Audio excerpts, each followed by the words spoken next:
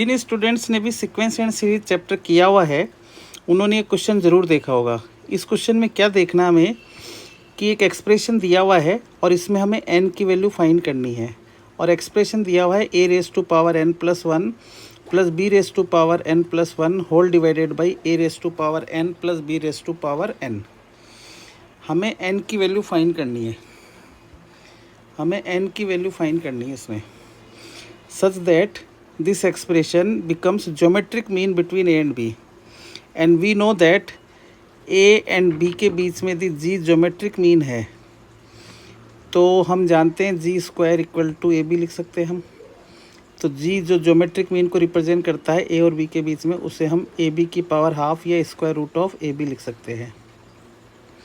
तो हमें ये देखना है कि a raise to power n plus one plus B raise to power n plus one upon A की पावर n प्लस बी की पावर n में n की वैल्यू क्या पुट करें कि ये रूट ए बी के इक्वल हो जाए, है ना, such that it is equal to geometric mean between A and B.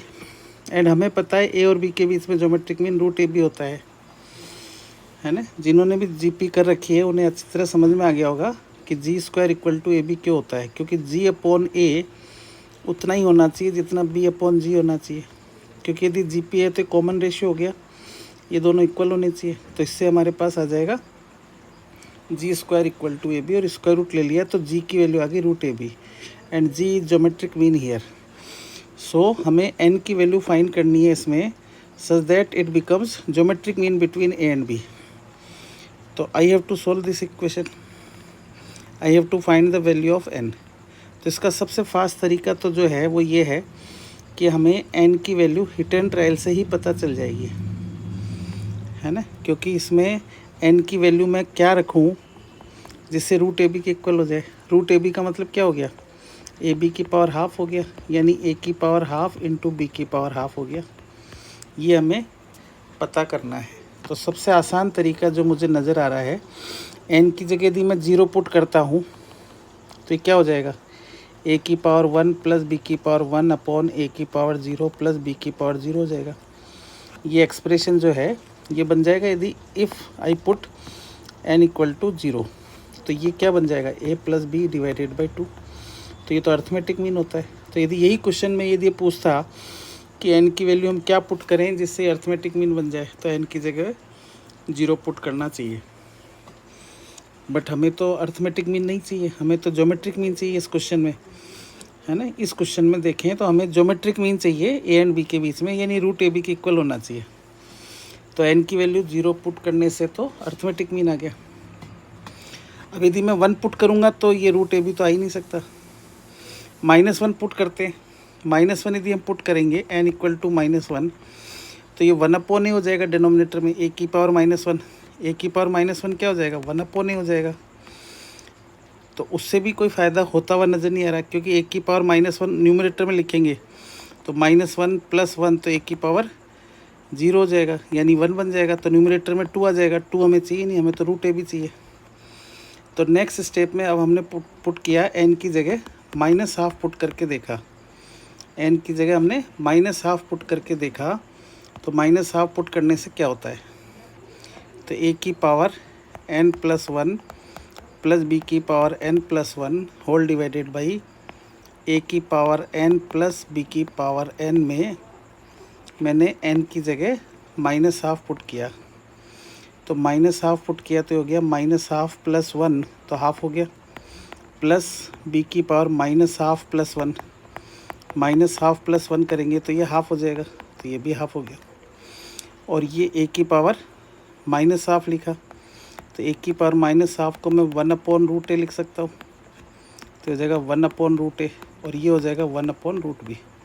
अब आपके दिमाग में आएगा -½ कैसे दिमाग में आया, क्योंकि मुझे ए की पावर हाफ और बी की पावर हाफ क्रिएट करना था, ए बी की पावर हाफ लाना था।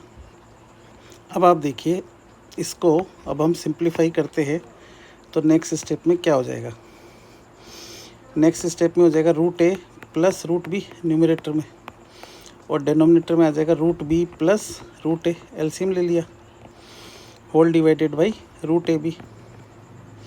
अब डिनोमिनेटर का डिनोमिनेटर न्यूमरेटर में चला जाएगा, तो ये हो जाएगा root A plus root B into root A B whole divided by root B plus root A को root A plus root B लिख सकता हूँ मैं।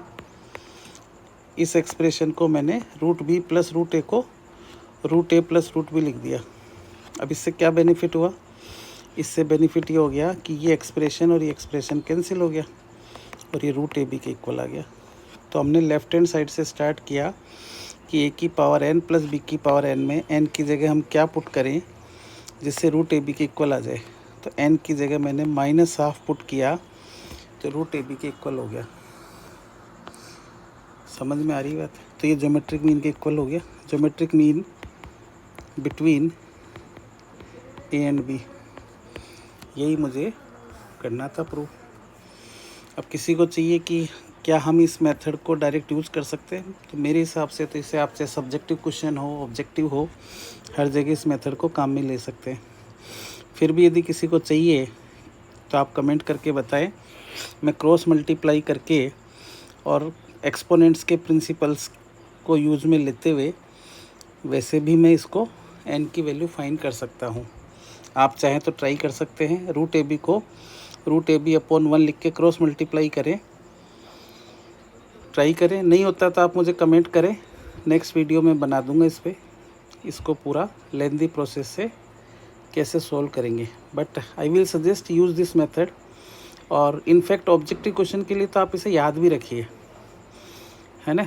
और इसी क्वेश्चन को यदि मैं थोड़ा अपडेट कर दूं या क्वेश्चन बना दूं मैं एन की power n plus 2 plus B की power n plus 2 whole divided by A की power n plus 1 plus B की पावर एन प्लस 1।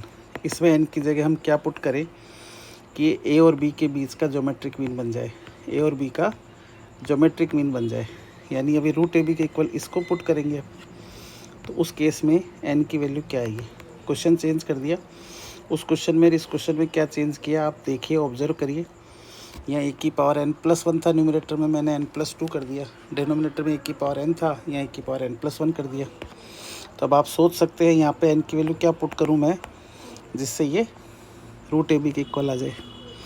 तो मुझे पता है कि डिनोमिनेटर में ए की पावर -½ लाना है मेरे को, तो -½ कब आएगा जब -3/2 लिखूँगा मैं।